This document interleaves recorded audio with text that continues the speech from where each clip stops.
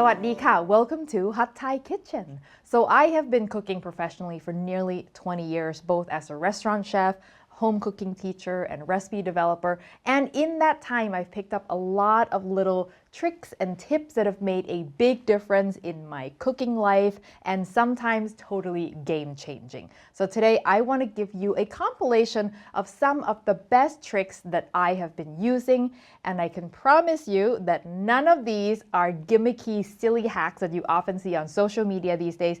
These are things that I personally use and that many of my followers have been using as well for years. All right, let's get started with our first tip. The best way to cut limes, or what I call the Thai way of cutting limes, because up until coming to Canada, I thought this was how everyone cut limes. So this is for when you need to squeeze the juice by hand, or if you're cutting limes into wedges to serve alongside dishes, so that then people would have to squeeze them by hand. So typically when I see lime wedges in restaurants, they come like this, right? And if you've ever tried to squeeze lime from these, you know how ridiculous it is. It's like twisting and turning and slipping in your hands. And if there's lemons, sometimes you get the seeds that come out of it. So let me show you the better way, aka the Thai way. So we're cutting it off in 3 pieces. First, you cut off one cheek, avoiding the core, because the core is where that thick membrane is, and that thick membrane is going to present issues when you're squeezing. It's going to make it harder to squeeze and all of that stuff, and the lime will be less flexible. And then you cut off another piece, again around the core, like that. And then for the third piece, you cut the core off, and so you get the core in the shape of sort of a triangle. And then in Thailand, because our limes are really small, these are basically like, this is it. Like if you're gonna get yourself a fried rice, you're gonna see one of these pieces on the side of your fried rice or your pad thai or whatever. But because limes in North America are so big, if you're trying to serve these as wedges, this is probably a little bit too big. So what you would do is cut it this way, so that then instead of getting those teeny tiny slivers of the regular wedges, you've got a fatter area to grab and grip. There's no stiff membrane in the middle, so this just comes out much more easily than the other way. If this feels even too big, you can cut it down. I would cut it down this way as opposed to this way, so that again, you want like fat areas to grip. If your citrus has seeds, say a lemon, when you cut it this way, the seeds will be exposed. And so what you would do then is you would just flick off all the seeds. And then when you do wedges afterwards, the seeds are gone. And now, whether you're gonna juice this just to get juice, or you're gonna put this on the side, you don't have to worry about seeds. So none of this like squeezing and like through your hand and soaking your other hand trying to catch the seeds, like none of that anymore. Or like one of those contraptions, like those cloth they sell to cover your lemon so the seeds don't come out. We don't need that. We just have to cut them sensibly. Perhaps the trick that I use the most often in my personal life is making sauces in bulk in advance and keeping it in the fridge. This is how all restaurants operate, right? They have all of their sauces and salad dressings made in advance. When they get an order, they just add the sauce and the dish will take minutes to finish. We can apply that at home and make weeknight cooking even easier. And if you make one sauce, let it be my universal stir-fry sauce, because it is incredibly versatile. You can use it to make any kind of stir-fry, meat, vegetable. You can make fried rice, fried noodles. You can even use it as a marinade. And it's a great basic sauce that you can add other ingredients and modify it as well. And I include that and all the different modifications you can do in the recipe linked below. For those of you who are pad thai lovers, pad thai is not a dish that is quick and easy to prepare, but one thing you can do is make the sauce in advance, and it will save you so much time if you want to have pad thai on a weeknight. I do have a recipe for that as well. So if there's a dish that you love making that you want to have often and it requires mixing up some sort of a sauce, you can probably apply this trick as long as the sauce doesn't include highly perishable item like dairy or coconut milk that will make the shelf life shorter. But if the sauce is quite salty or quite sweet, typically will last in the fridge for several weeks. One thing to remember to do is to label the container so you know what the sauce is, because you think you remember what it is. 3 weeks from now, I promise you, you'll be like, what the heck is this? And also, if the recipe requires a specific amount of sauce to be used, put that amount on the bottle as well so that you don't have to reference the recipe every time. Here's another tip from my restaurant years. Squeeze bottles for precision. There are few things more frustrating than trying to measure out 1.5 tablespoons of oyster sauce from a glass bottle, or trying to get just a little bit of maple syrup from this giant hole, okay? So if an ingredient comes in a container that is impossible to get a precise amount out of, I always transfer them to squeeze bottles. If you go look at any restaurant kitchens, you'll see sauces in 2 different containers.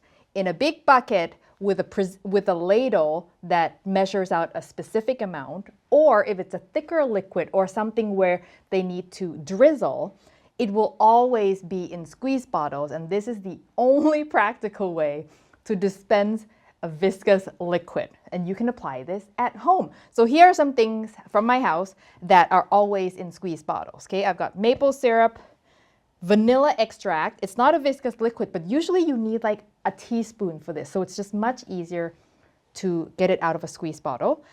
My universal stir-fry sauce, barbecue sauce, which I use every day for my son, and oyster sauce. My God, cooking oil as well. Like, it's just so much easier to spread it around the pan, or if you're trying to toss something, to get a good distribution that is not too much from a squeeze bottle. If you're going to buy a squeeze bottle, I recommend getting one with a lid. Ideally with the lid that is attached, like it's a flip lid, so that you don't lose the lid. Like this one is fine, but sooner or later you're going to lose that little cap. Like this one, the cap is gone. So, not sponsored, but this is an OXO squeeze bottle that works really, really well. I will link to the product below. Speaking of thick liquids, grease your measuring implements. If you've ever tried to measure thick liquids in a measuring spoon or a measuring cup like oyster sauce, you will be familiar with the pain of then trying to use another spoon to scrape half of the rest of it from the measuring spoon, right? So here's a trick that I learned from catering. You grease the measuring implement first. The easiest way to do it is to use a cooking spray. If you've got one handy, just spritz the thing. Or if you don't have it, you can use oil in a squeeze bottle, so you can precisely sort of drizzle a little bit in, and if it's too much, I usually just pour it in, because like this amount of oil isn't going to affect whatever thing that I'm cooking really, but you can dump it out. And then use your oyster sauce in a squeeze bottle so you can measure exactly 1 tablespoon, and watch this. Oh my Buddha, it all came out. One quick tip as well, that if you're measuring a bunch of different things and one of the things happens to be oily, like sesame oil or like Thai chili paste, for example, measure it first, and then your spoon will be automatically oiled for the next thing. So like for my cashew chicken, I use both oyster sauce and Thai chili paste. So I will do this first, and then I don't have any issues when I'm measuring the oyster sauce. And if you've been thinking, but wait a minute, what is that apron you're wearing? It is so cute. Why, thank you. And yes, indeed, it is so cute. This is the new official Hot Thai Kitchen apron, which I helped design in collaboration with a local company, search and rescue apron company. And yes, you can buy it. So I love this so much. The material is super premium. It comes with a little strap for your towels, pockets for all your phones and accessories, and it also comes in red, which Adam will demonstrate. Ta-da! And if you're a person of atom size, I would suggest getting the larger one, which this is not. This is my apron, which is narrower and shorter, but it also comes wider and longer as well. So the link to purchase is in the description below, and use the code HotThaiKitchen15 to get 15% off your order. And yes, it does ship anywhere in the world. Thank you in advance for your support. Deveining shrimp with a toothpick. Now, if you need to devein your shrimp without the need to butterfly the backs open, the quickest way and the most satisfying way to do it is with a toothpick. And you can do this with shrimp that have been peeled or with still the shell on. It's kind of magical in that way. So what you'll do, okay, is you go with a little toothpick, you go at the joint, the bottom joint of the tail, you stick the toothpick in, I don't know, like 1/8 of an inch. Make sure you go under the vein, and then you pull, and then you'll be able to grab the little bit of vein that sticks up. There you go, you can see it now, and you can pull the whole thing out.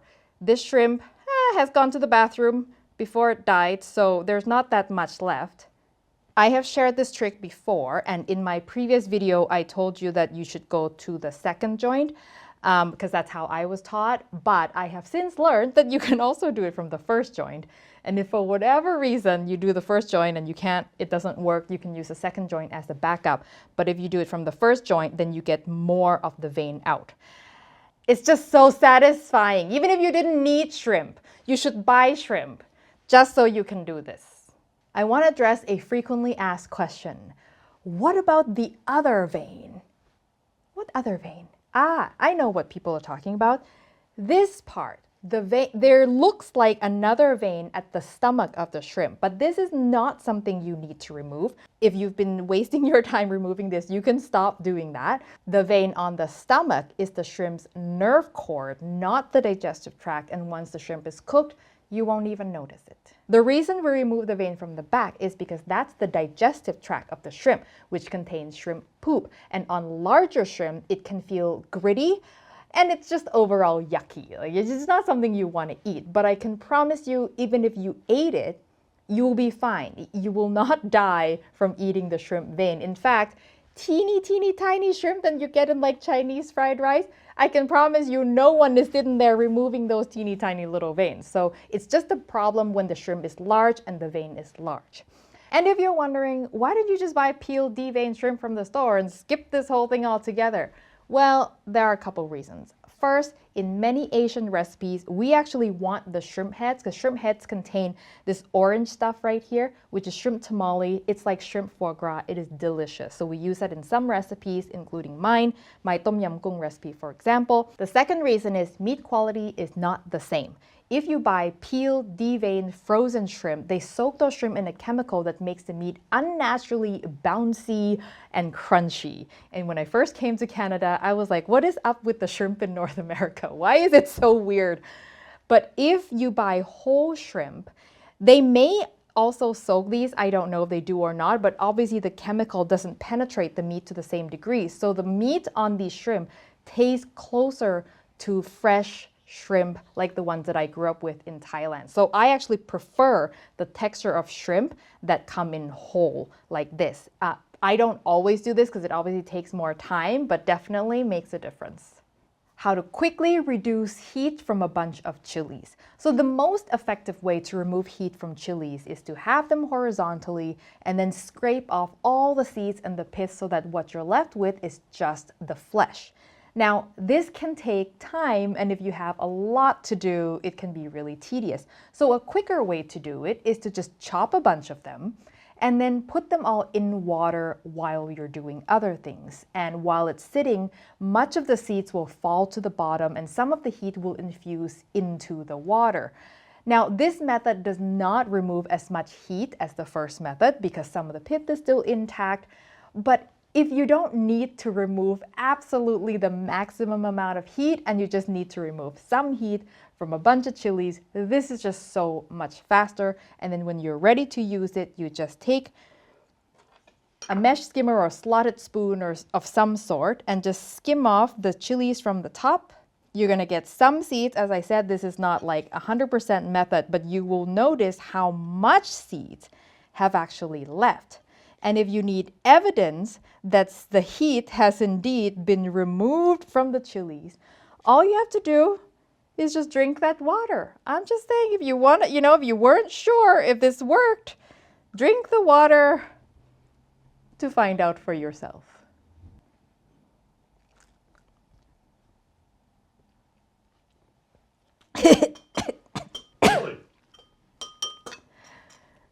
Don't drink the water.